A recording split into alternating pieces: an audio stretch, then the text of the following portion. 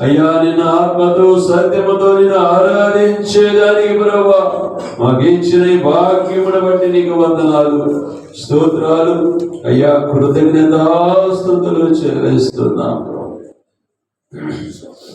అందరం కలిసి దేవాది దేవుణ్ణి స్తుతించుదాం, గణపరచుదాం, ఆయన నామానికి మహిమ తెచ్చుదాం.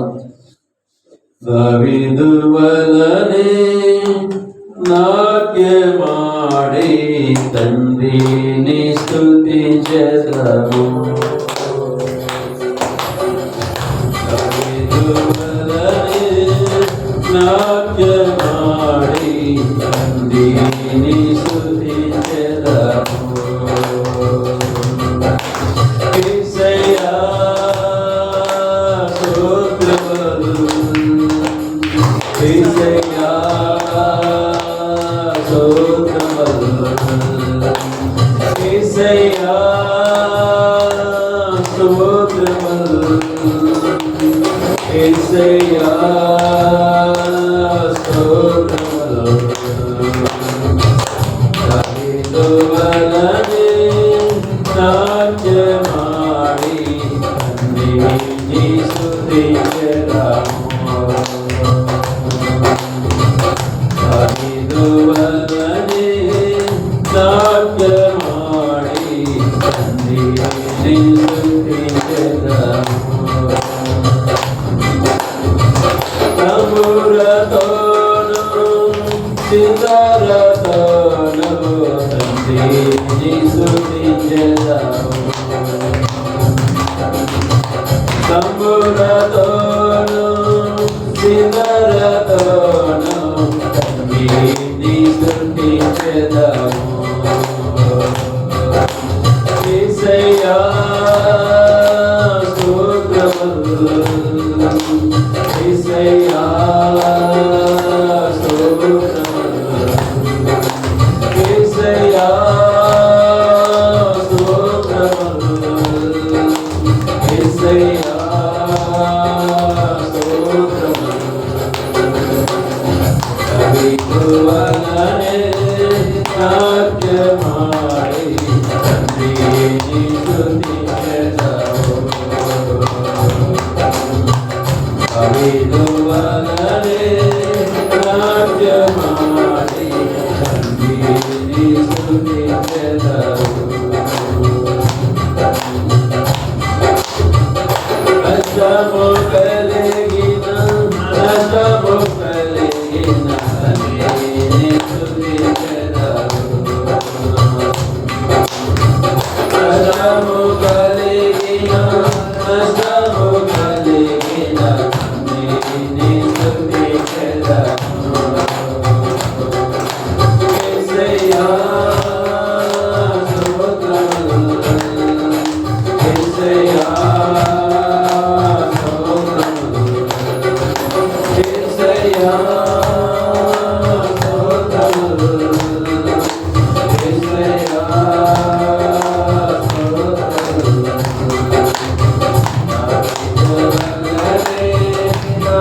నాట్యమాడి తండ్రిని స్తుతించెదము.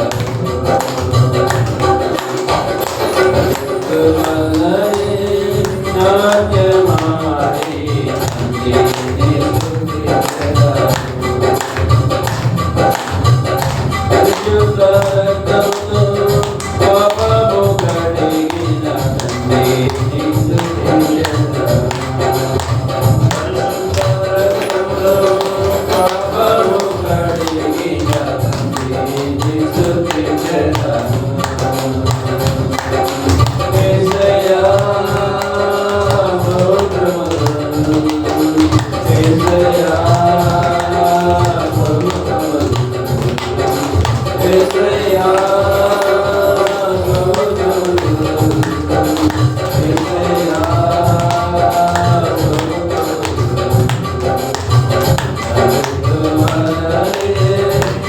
నాట్యమాడి తండ్రిని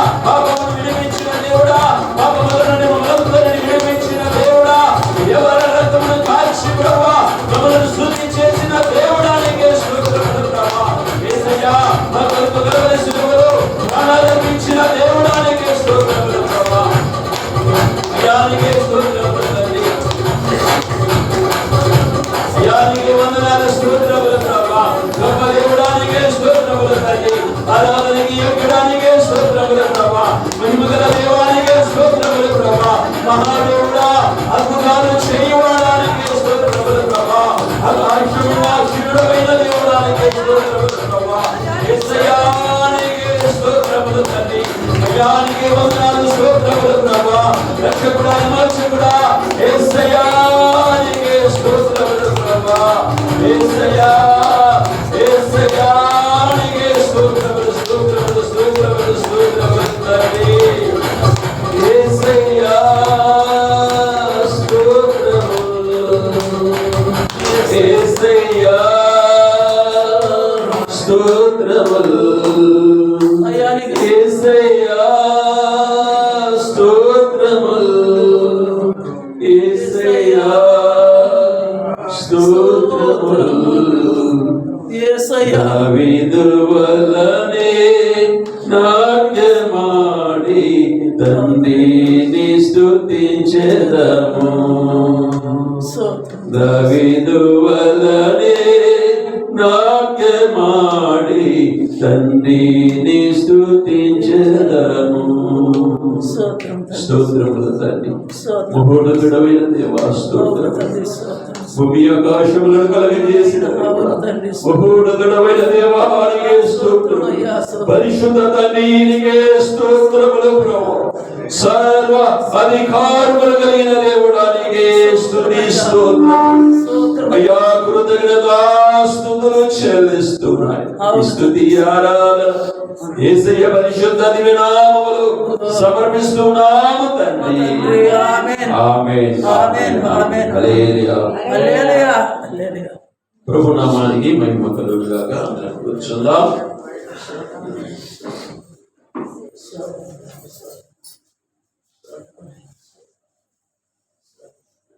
కూర్చున్నట్లయితే చిన్న ప్రార్థన చేసుకుందాం. వాక్యం నిమిత్తమై ప్రార్థన చేసుకుందాం. పిల్లలు మూసుకున్నట్లయితే ప్రతి ఒక్కరు కూడా చేయండి. మీరు కూడా ప్రార్థన చేయండి. దేవా ఈ రోజు నాతో మాతో మాట్లాడతాం అని ప్రతి ఒక్కరము ప్రార్థన చేసుకుందాం.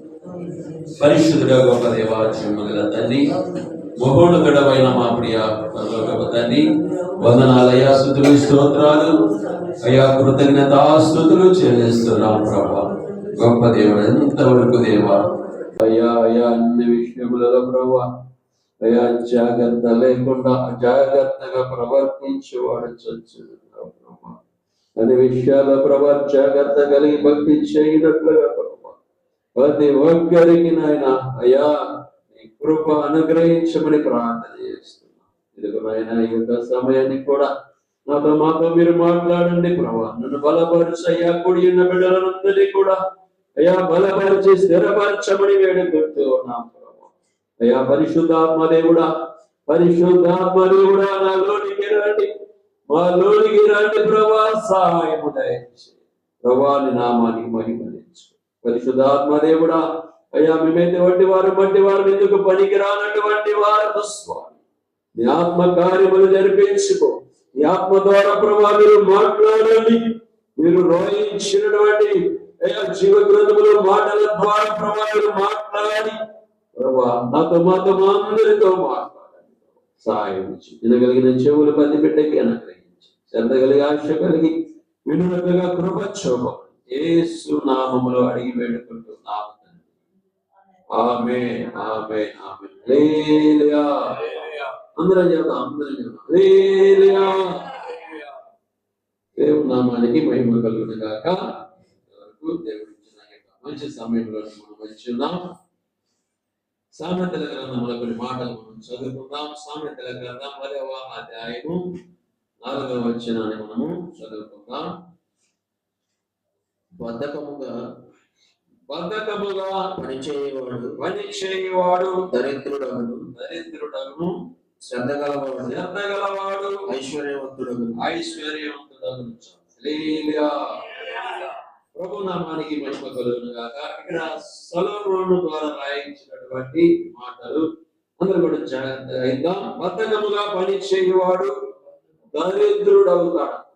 అందరికీ చూడాలి, అందరికీ పరిశుద్ధాత్మ దేవుడు రాయించినటువంటి మాటలని, సొలొమోను భక్తుడి ద్వారా రాయించినటువంటి మాటలు. అది ఏ పనైనా సరే బద్ధకముగా పని చేయువాడు ఏమవుతాడు? దరిద్రుడు అవుతాడు. మన ఎవరు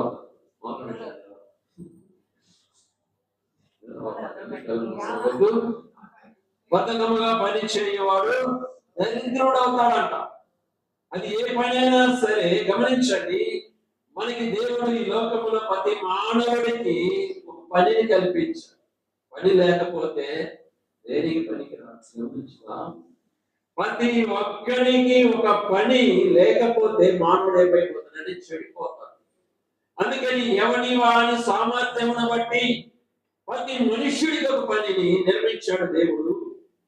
అయితే దేవుని పని విషయంలో కూడా బద్ధకముగా పని చేస్తే ఏమైందంటే వృద్ధి కాలం. హల్లెలూయా. అందుకని దేవుని వాక్యం సెలవిస్తూ ఉన్నది, బద్ధకముగా పని చేయవాడు దరిద్రుడు అవుతాడు. లోకంలో కూడా మనం అనేకుల్ని చూస్తూ ఉంటాం. వీడు ఏది చేసినా ఏంటప్ప వీడికి కలిసి రావట్లేదు, ఏమిటా ఒకటి చేయబోతే ఒకటి వచ్చి పడుతుంది, ఏమిటి దరిద్రం ఏమిటని అంటాం. అవునగా. అయితే వాక్యము తెలియపరుస్తూ ఉంది, బద్ధకముగా పని చేస్తే, బద్ధకముగా పని చేయవాడిని ఏమంటారంటే మరి స్వామరి. బద్ధకముగా పని చేస్తున్నారంటే ఏమంటాం? సోమరుడా అంటాం. బద్ధకముగా పని చేస్తే దరిద్రం వచ్చిందని ఇక్కడ వాక్యము సెలవిస్తూ ఉంది. అలాగే 12-24 వచనములు కూడా కింద లైన్లో ఉంటుంది, సోమరులు ఎట్టి పనులు చేయవలసి వచ్చున. బద్ధకముగా పని చేస్తే సోమరుడు అంటారు. ఈ యొక్క సోమరితనం ఏమి చేస్తుందయ్యా అంటే మానవుడి యొక్క జీవితాలను, మానవుల యొక్క కుటుంబాలలో దరిద్రాన్ని చూడవలసి వస్తుంది. సోమరులట ఎట్టి పనులు చేయవలసి వచ్చును, ఎట్టి చాకిరీ చేయవలసి వస్తుందంట. ఎట్టి పని అంటే కఠినమైన పని చేయవలసి వస్తుందంట. అదే శ్రద్ధ గలవాడు, శ్రద్ధగా చేసేటటువంటి వాడు, అది ఏ పనైనా సరే శ్రద్ధగా చేసేవాడి మీదకి ఆశీర్వాదం వస్తాయి. అది ఏ పనైనా సరే శ్రద్ధగా చేస్తేనేమో ఆశీర్వాదాలు వస్తాయి. బద్ధకముగా పని చేస్తే ఆశీర్వాదం కాదు, దరిద్రం వచ్చింది. ఆశీర్వాదము కనపడదని అర్థం. అంటే సోమరితనముగా ఉండకూడదని దేవుని వాక్యము సెలవిస్తూ ఉన్నది. మనం చేసేటటువంటి పనుల విషయము కానీ, అది దేవుని పని విషయము కానీ, మనకి ఇచ్చినటువంటి ఎవరికి ఏ పని ఇచ్చాడో దేవుడు అన్ని పనులలో ఎలా ఉండాలి? సురుగ్గా ఉండాలి, సురుగ్గా ఉండాలి. సోమరితనముగా ఉండకూడదని దేవుని వాక్యము మనకి తెలియపరుస్తుంది. అక్కడే 13వ వచనం, 13వ అధ్యాయం 4వ వచనంలో కూడా సోమరి ఆశపడును గాని వాని ప్రాణములకు ఏమీయు దొరకదు. సోమరిట ఆశపడతాడంట గాని వాని యొక్క ప్రాణములకు ఏమీ దొరకదు. సోమరికి ఎక్కువ ఆశ ఉంటున్నా అంటే పని చేయకుండా ఎక్కువగా ఆశిస్తాడంట స్వామి. అందుకని వాక్యం తెలియపరుస్తుంది, స్వామిని ఆశపడును కానీ వానికి ఏమీ దొరకదని వాక్యము తెలియపరుస్తుంది. అంటే సోమరితనముగా ఉంటే దరిద్రం వస్తుంది. సోమరితనముగా ఉంటే నీకేమీ దొరకదు. సోమరితనముగా ఉంటే ఎట్టి పనులు చేయవలసి వస్తుంది. సోమరితనముగా ఉంటే ఎట్టి చాకిరీ చేయవలసి వస్తుందని వాక్యము మనకి తెలియపరుస్తుంది.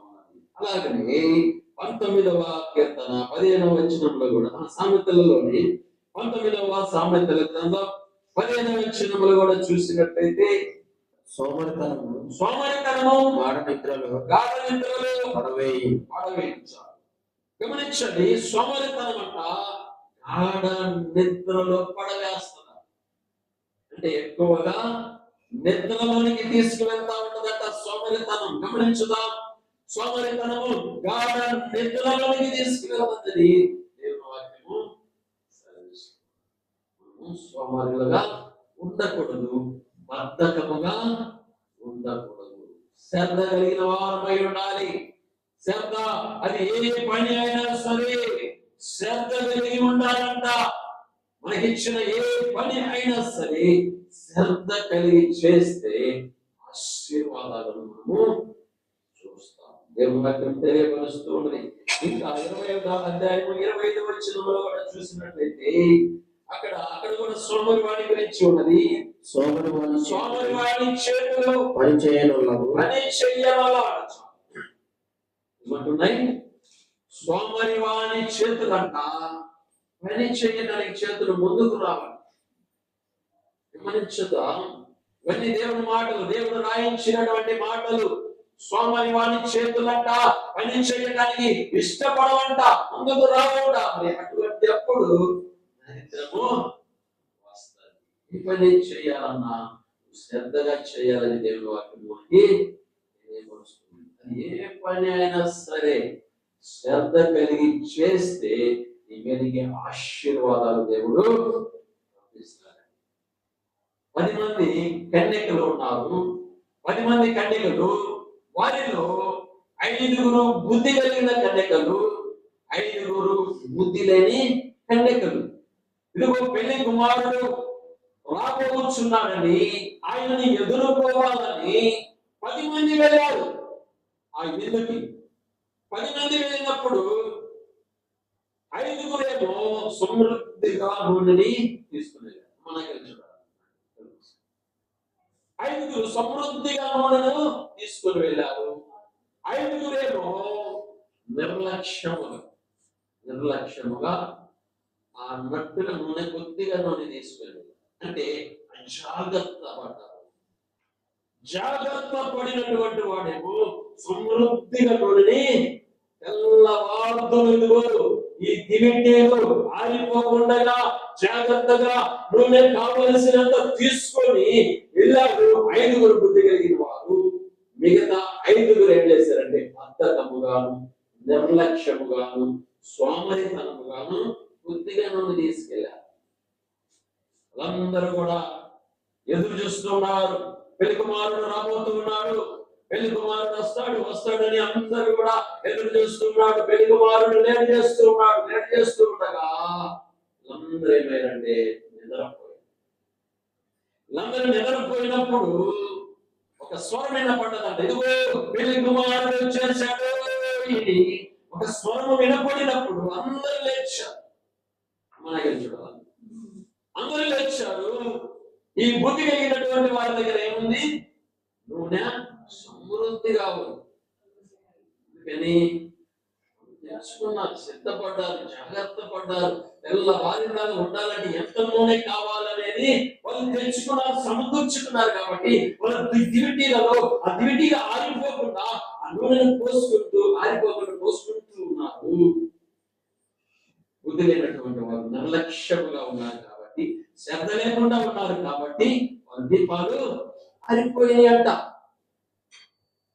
ఎప్పుడైతే పెళ్లి కుమారుడు వచ్చాడు, స్వరం వినపడ్డాడు, ఇక ఈ బుద్ధి లేనటువంటి వారు ఏం చేశారంటే మా దివిటీలు ఆరిపోతూ ఉన్నాయని ఆ బుద్ధి కలిగిన వారి దగ్గర నూనెని అడిగారంట. బదులు వీళ్ళు బుద్ధి కలిగిన వారు కదా, వీళ్ళు ఏమన్నారంటే తెలివిగా, మీకును మాకును ఈ నూనె సరిపోదు, ఇక్కడికి వెళ్ళి తెచ్చుకోండి అయినప్పుడు ఈ బుద్ధి మారిన వారు అంగటికి వెళ్ళారు.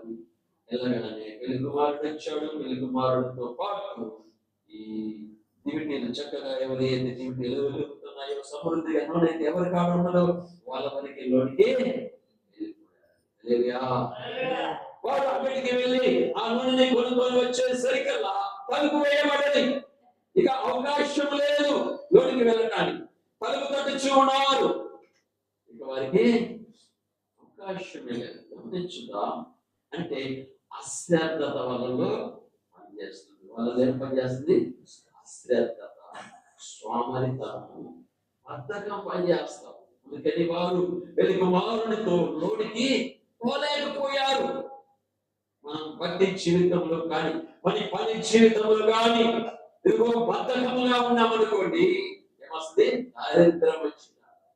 దరిద్రం వస్తుంది, నిద్ర వస్తుంది, ఇక అనేకమైనటువంటివి వస్తాయి. పెళ్లి కుమారుడు రాబోతూ ఉన్నాడని మనం వింటూ ఉన్నాం. ఇదిగో దేవుని కుమారుడు ఇదిగో ఈ భూమి మీదకి ఒకసారి వచ్చాడు, రెండోసారి రాబోతూ ఉన్నాడు. మళ్ళా రెండోసారి రాబోతున్నాడు. ప్రభు అన్నాడు, మెలకువగా నిత్యము ప్రార్థన చేయండి, నేను ఎప్పుడు వస్తానో మీకు తెలియదు, మీ ఇంటిలో దొంగ ఎప్పుడు పడదో మీకు తెలియదు కదా, అలా నేను దొంగ వలే వస్తానన్నాడు.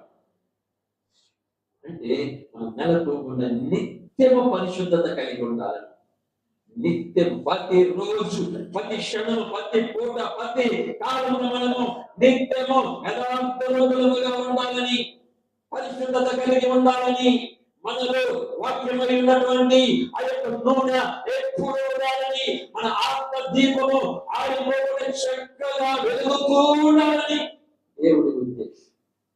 మన ఆత్మ దీపం ఆరిపోయిందనుకోండి, దేవుడు మనల్ని విడిచిపెట్టి వెళ్ళిపోతాడు. ఆయన ఎప్పుడు వస్తాడో మనకి తెలియదు.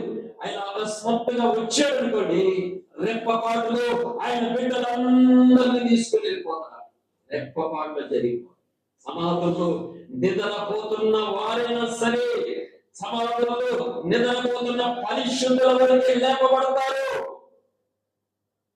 ఎక్కడెక్కడ ఉంటూ ఉన్నారు, ఎక్కడెక్కడ ఎవరు పరిశుద్ధులుగా జీవిస్తూ ఉన్నారు, బద్ధకం లేకుండా నిర్లక్ష్యం లేకుండా, ఎక్కడైతే శ్రద్ధ కలిగి ఏ పనిలో కూడా శ్రద్ధ కలిగి ఉంటారో, ఎక్కడ భక్తి చేస్తున్న శ్రద్ధ కలిగి ఉంటారు, అటువంటి వారే. ఇక మరొక మాట చూసినట్లయితే 24వ అధ్యాయము సామెతల గ్రంథంలోని 30వ వచనంలో కూడా చూసినట్లయితే అక్కడ సొలొమోను ఒక మాట అంటూ ఉన్నాడు. 24-30 వచనంలో, సోమరివాని చేను నేను దాటి రాగా, ఇదిగో దాని ఎందంతటా ముండ్ల తుప్పలను బలిసి ఉండెను, దుర్లగుండు దానికి ఉన్నటువంటి రాతి గోడలు పడిపోయి ఉండేనంట. ఇక సొలొమోను అంట చెప్తూ ఉన్నాడు, ఇదిగో నేను ఒక పొలం దాటి వస్తూ ఉండగా ఆ పొలములు ఏమున్నాయంట, ముర్ల తుప్పల. సోమరివాని చేను దాటి రాగా, ఇదిగో ఆ చేనంతా ముర్ల తుప్పలతో కలుపు మలిసిపోయిన దొరలగుండు, గోలగుండు, మన గోలగుండు అంటాం కదా, దుర్లగుండుతో నిండబడి ఉన్నదంట. ఆ పొలానికి ఉన్నటువంటి ఆ కాంపౌండ్ గోడంతా దుర్లించబడి ఉన్నదంట. అంటే సోమరివాడి చేను ఇక్కడ రాయబడి, అంటే సోమరివాడు బద్ధకముగా ఉంటాడని అర్థం. బద్ధకముగా ఉంటాడు, అలాగా ఉండకూడదని దేవుని వాక్యానికి తెలియపరుస్తూ ఉన్నది. అలాగే 30వ వచనంలో 30వ అధ్యాయం 25వ వచనంలో కూడా చూసినట్టయితే అక్కడ చీమల గురించి ఉన్నది.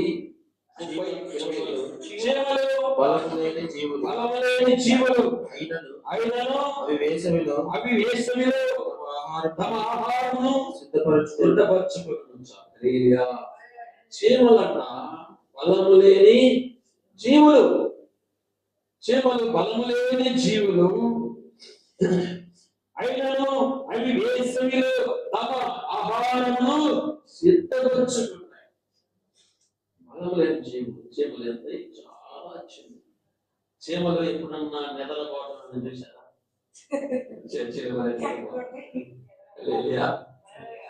చీమలు నిద్రపోతున్నా ఇప్పుడు ఎక్కడ ఎప్పుడు అయ్యి పని చేస్తాను, ఏంట వేసవి కాలంలో బాగా సంపాదించుకొని బెంచం పెట్టిన లోన ఇప్పుడు ఆశ పెట్టుకుంది. బెంచం వర్షం పడ్డా కూడా ఆ బెంచం పూడి పైకి పూడి పెట్టుకుంటుంది, కానీ లోనికి వెళ్ళినప్పుడు అది వెలిగి తిరిగి పక్కగా పూడి చేసుకొని ఆ సర్గంతా స్టోరేజ్ చేసుకునే అంట. చీమలంట బలం లేని జీవులే, అవి సోమరిగా ఎప్పుడు కనపడవు, సోమరితనం వాటిలో కనపడదు. వేసవికాలం అంతయు పంటను సమకూర్చుకుంటాయి. మనం చూస్తా ఉన్నాం కదా. ఇంకా మరి సామెతల గ్రంథంలో 6వ అధ్యాయంలో కూడా ఉన్నది. 6వ అధ్యాయము 6వ వచనం చూద్దాం.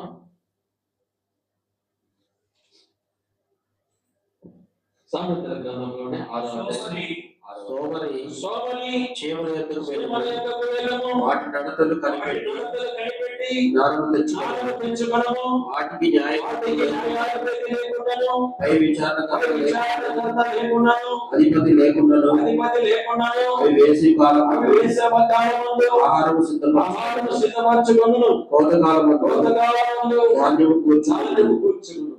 హల్లెలూయా. ఇక్కడ చూడండి, ఇక్కడ కూడా చీమల గురించి ఉంది. సోమరి చీమల యొద్దకు వెళ్ళుము అంటున్నాడు. ఎవరిని? మన గురించి చెప్తుంది.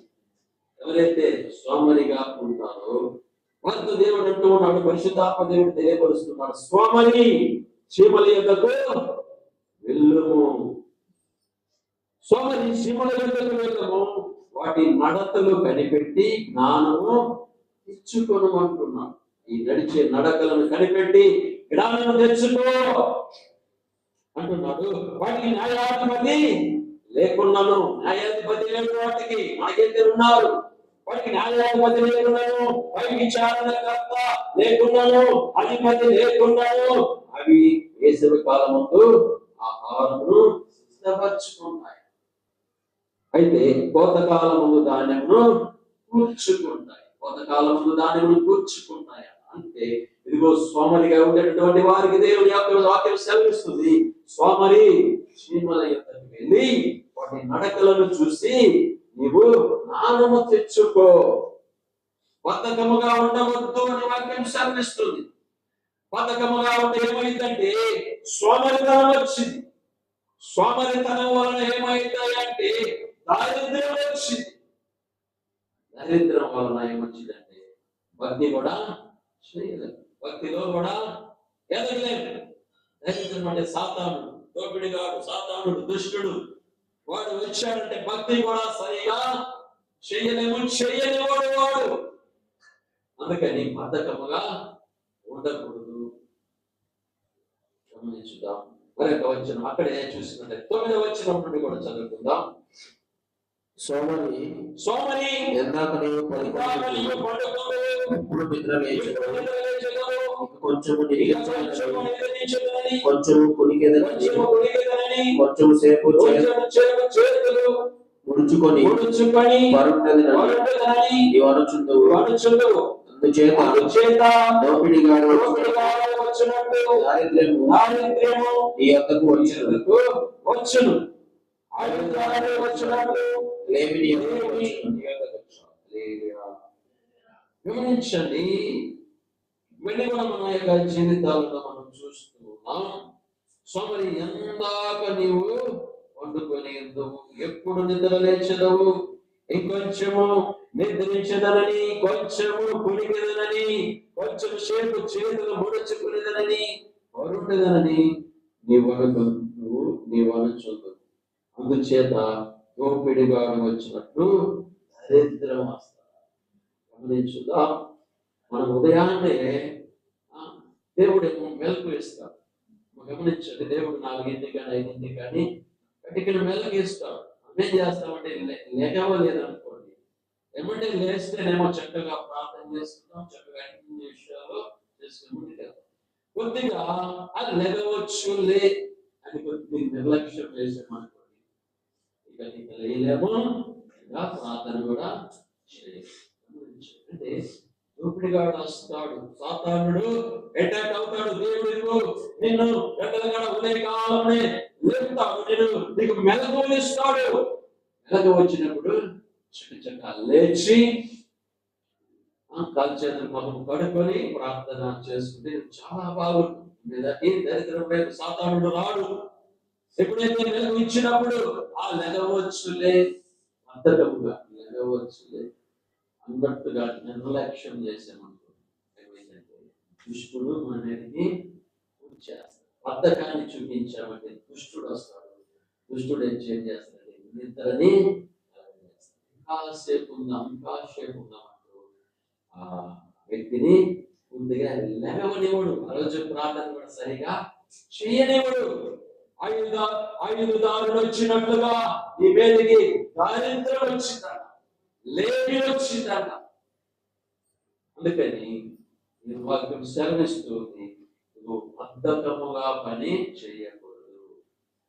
బద్ధకము అది ఏ పనైనా సరే, మనం ప్రార్థన చేసే పనైనా సరే, మనకి ఇచ్చినటువంటి వ్యాపారాల విషయమైనా సరే, మీకు ఇచ్చిన పొలాల విషయమైనా సరే, ఎవరికి ఏ పనిని ఇచ్చాడో దేవుడు శ్రద్ధగా చేయాలని దేవుడు వాక్యము నేర్పరుస్తుంది. బద్ధకముగా చేస్తే ఏమొస్తుందమ్మా? దరిద్రం వస్తుంది. దరిద్రం ఏం చేస్తుంది? నవ్వులు పాలు చేస్తుంది. దరిద్రం ఏం చేస్తుంది? నవ్వులు పాలు చేస్తుంది. దరిద్రం అనేది సాతానుడికి సంబంధించినది కనుక మనము బద్ధకముగా ఉండనే ఉండకూడదు. ఏ విషయంలో కూడా మనము బద్ధకముగా ఉండనే ఉండకూడదు. సురుగ్గా ఉండాలి. దరిద్రం ఎటువంటిదండి అంటే, ఒక దరిద్రుడు వెళ్తూ ఉన్నాడు. మళ్ళీ ఒక దరిద్రుడు వెళ్తూ ఉంటే ఆ రోజు ప్రార్థన చేస్తూ ఉన్నాడు, అయ్యా నన్ను దీవించయ్యా దీవించయ్యా అని రోజు ప్రార్థన చేస్తూ ఉన్నాడు. దరిద్రుడు దేవుడు అంటే ఆకాశం నుండి ఒక మూట వేశాడు. వేస్తే ఆ రోడ్డు పక్కన చూసి కూడా అది ఏందో లేదన్నట్టుగా దరిద్రుడికి అలాగనే ఉంటుంది. దేవుడు ఎన్ని విధాలుగా ఆశీర్వాదాలు పంపించినా కూడా దరిద్రుడు దాన్ని పొందుకోలేడు. గమనించుదాం. అందుకని శ్రద్ధగా పెంచాలి. ఏ పనైనా సరే శ్రద్ధగా పని చేయడము మనకి మంచిది, మనకి ఆశీర్వాదకరం. బద్ధకముగా పనిచేస్తే బద్ధకముగా పనిచేస్తే సోమరితనం వస్తుంది. లోకములో అవమానం, లోకములో నింద, లోకములో ఇంకా ఎన్నెన్నో వచ్చేస్తాం. అందుకని అన్ని విషయాల్లో సురువుగా ఉండాలి, శ్రద్ధగా ఉండాలి. ఏ విషయం దేవుని వాక్యం సెలవిస్తుంది, బద్ధకం అనే దానికి అవకాశము ఇవ్వకూడదు. ఒక కుందేలి తాంబేలి తెలుసు కదా అందరికి. కుందేలి తాంబేలు అంట పందెం పెట్టుకున్నాయి. ఎవరు ముందు వెళ్తారా? పందెం పెట్టుకుంటే ఇదిగో ఫలానా స్థలానికి వెళ్ళాలి, ఇదిగో ఈ సమయంలో ఫలానా స్థలానికి వెళ్ళాలని పందెం పెట్టుకున్నాయట. రెండు బయలుదేరి ఏమిటివి? కుందేలి తాంబేలు. ఇక రెండు బయలుదేరి ఏది గెలుస్తామా? అక్కడ కుందేలు గెలుస్తుంది.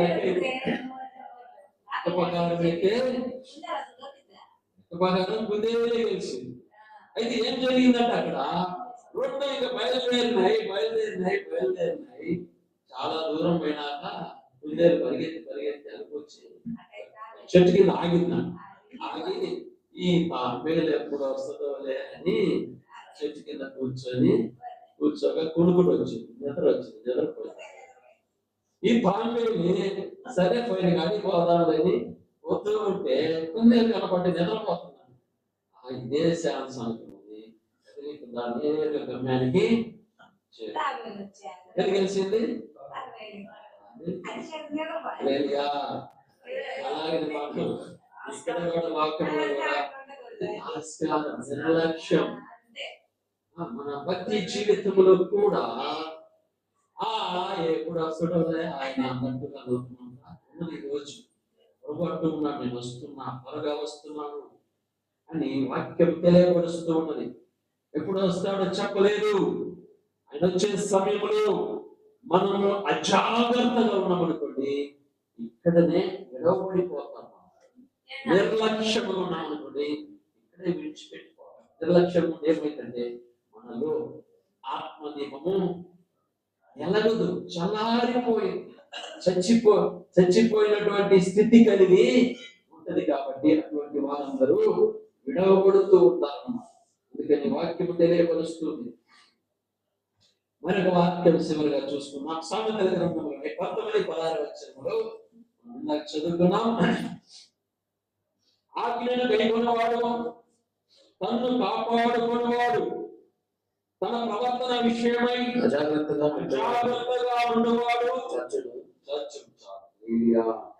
ఇక్కడ దేవుని యొక్క వాక్యం సెలవిస్తుంది, ఆజ్ఞను గైకొనువాడు తన్ను కాపాడుకునేవాడు తన ప్రవర్తన విషయమై అజాగ్రత్తగా ఉండేవాడంట. ఒకటి శరీర సంబంధమైన మరణం, రెండు ఆత్మ సంబంధమైన మరణం. ఆత్మ సంబంధమైన మరణం, శరీర సంబంధమైన మరణం, రెండు మరణాలను గమనించుదాం. ఈ యొక్క జీవిత యాత్రలో అజాగ్రత్తగా ఉండి భక్తి చేశామంటే ఏమైనా జాగ్రత్తగా బండి సాగుతుంది, ఏమైంది యాక్సిడెంట్ అయిపోతుంది, లేకపోతే లోయలో పడిపోవచ్చు, లేకపోతే కంపలో పడిపోవచ్చు, లేకపోతే నడి రోడ్డు మీదనే పడిపోవచ్చు.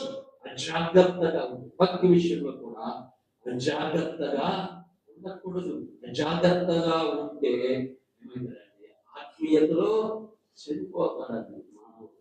ఆత్మీయతలో చనిపోతే ఇక్కడ పెళ్లి కుమారుడు పెళ్లి కుమార్తెలు పెళ్లి కుమారుడు చూడప్పుడు ఇక బుద్ధి లేని కన్యకలు ఎలాగా విడవబడ్డారు అలాగా విడవబడిపోతాం. ఆత్మనియమము చక్కగా ఎప్పుడు నిత్యము వెలుగుచ్చు ఉంటేనే ఆయన వచ్చినప్పుడు మనల్ని ఆయనతో పాటు కొన్ని ఆడపడతాం తీసుకోడిపోతారు. అందుకని మనం జాగ్రత్తగా ఉండకూడదు, శ్రద్ధ కలిగి ఉండాలి. అన్ని విషయాలలో పనుల విషయంలోనూ ఇచ్చిన సమస్తం అన్ని విషయములలో శ్రద్ధ కలిగి సురుడుగా ఉండాలి. అలాగే ఉంటేనే ఆశీర్వాదం, అది లోకపరమైన ఆశీర్వాదం కావచ్చు, ఆత్మ సంబంధమైన ఆశీర్వాదమైనా సరే నువ్వు శ్రద్ధ కలిగి ఉంటేనే. మాటలు ప్రభు దీవించుగాక. ప్రార్థన చేస్తున్నాం, ప్రార్థన చేస్తున్నాం. పరిశుద్ధుడా గొప్ప దేవుడా, జీవముగల తండ్రి, మహోన్నతుడు అయిన మా ప్రియ పరలోకపు తండ్రి, వందనాలయ్యా, స్తుతులు స్తోత్రాలు తండ్రి. ప్రభా కృతజ్ఞతా స్తుతులు చెల్లిస్తున్నాం. ప్రభా ఇదిగో బద్ధకముగా పనిచేయవాడు దరిద్రుడు అన్నావు ప్రభా, శ్రద్ధ గలవాడు ఐశ్వర్యం పొందుతాడన్నావు ప్రభా. అయ్యా అందరికి శ్రద్ధ కలిగి చేయండి ప్రభా. అయ్యా మాకు ఇచ్చినటువంటి పనుల్లో మేము శ్రద్ధ కలిగి ఉండాలి ప్రభా. అలాగే మాకు ఇచ్చినటువంటి ఆత్మ సంబంధమైనటువంటి పనుల విషయంలో కూడా ప్రభా మేము మా అందరము కూడా ప్రభా శ్రద్ధ కలిగిన ఆయన ముందుకెళ్ళేదానికి సహాయం ప్రభానికి వందనాలు స్తోత్రాలయ్యా. ఇదిగో నాయన కొన్ని జీవులను మాకు తెలియవచ్చు. ఇదిగో సమని సీమల దగ్గరికి వెళ్ళామన్నావు. ఇదిగో సీమలు బలం లేనటువంటివి నిత్యము అవి పని చేస్తాయి అని తెలియపరిస్తావు ప్రభా. వందనాలు స్తోత్రాలు తండ్రి. సోదరి సీమల దగ్గరికి వెళ్ళు, వాటి నడకలను చూసి కనిపెట్టి తెలుసుకోమని అయ్యా మాకు తెలియపరుస్తున్నావు ప్రభా. వందనాలు స్తోత్రాలు తండ్రి. అయ్యా ఇదిగో బుద్ధి లేని కన్యకల వలె మేము ఉండకూడదయ్యా, బుద్ధి కలిగిన కన్యకల వలె వెలుగులో కలిగి ప్రభా ఇదిగో నూనెలలో కావలసినంత నూనె తెచ్చుకున్నటువంటి బుద్ధి కలిగిన కన్యకల వలె మేము ఉన్నట్లుగా నిత్యము మెలకువగా ఉన్నట్లుగా ప్రభా సహాయం దయచేయండి ప్రభా.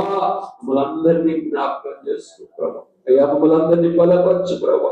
అయ్యా మేము అన్ని విషయాలు శ్రద్ధ కలిగి ఉంటారు ప్రభా. అయ్యా ప్రార్థించే విషయంలో శ్రద్ధ కలిగి మేము ప్రార్థన చేయాలి. అయ్యా ప్రార్థించే విషయంలో శ్రద్ధ కలిగి మేము ప్రార్థన చేయాలి. పాటలు పాడే విషయంలో శ్రద్ధ కలిగి పాటలు పాడాలి ప్రభా. అనేకులకి నాయన మేము బోధించే విషయంలో శ్రద్ధ కలిగి ముందుకు వెళ్ళాలి. అయ్యా అయ్యా మా పనుల విషయంలో కూడా మేము శ్రద్ధ కలిగి ఉండాలి ప్రభా. యథార్థముగా ఉండే విషయంలో కూడా శ్రద్ధగా ఉండేటట్టుగా సహాయం దయచేయండి.